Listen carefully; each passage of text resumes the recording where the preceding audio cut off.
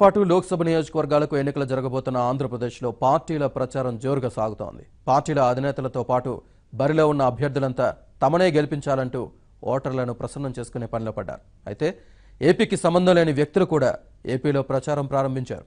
ఇంతకీ వాళ్ళెవరు, అసలు ఏం జరిగింది?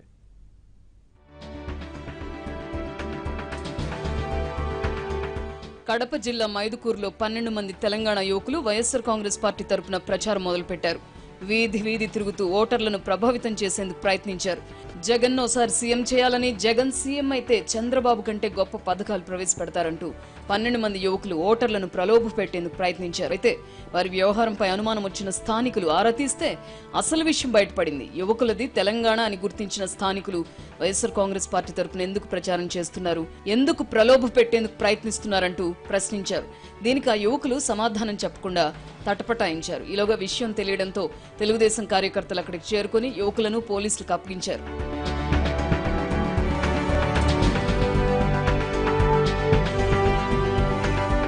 టీడీపీ కార్యకర్తలు స్థానికుల ఫిర్యాదుతో యువకులను అదుపులోకి తీసుకున్న పోలీసులు ఎందుకొచ్చారు, ఏం చేస్తున్నారు అని వారిని ప్రశ్నించారు. తాము వైఎస్ఆర్ కాంగ్రెస్ పార్టీ తరపున ప్రచారం చేసేందుకు వచ్చామని యువకులు పోలీసులతో చెప్పారు. వాళ్ళు నిజంగా ప్రచారం కోసమే వచ్చారా లేక ప్రలోభాలు పెట్టేందుకు వచ్చారా అనేది ఆరా తీసిన పోలీసులు ప్రలోభ పెట్టేందుకు ప్రయత్నిస్తే చర్యలు తీసుకుంటామని హెచ్చరించారు.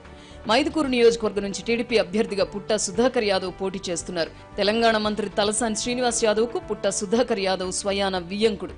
వీళ్ళిద్దరి మధ్య బంధుత్వం ఉన్న రాజకీయాల్లో మాత్రం ఎవరి దారి వారిదే. అయితే పుట్టా సుధాకర్ యాదవ్ బరిలో ఉన్న నియోజకవర్గంలోనే తెలంగాణ యువకులు ఎందుకు ప్రచారం చేస్తున్నారన్న దానిపై ఇప్పుడు జిల్లా వాసుల్లో చర్చ జరుగుతోంది.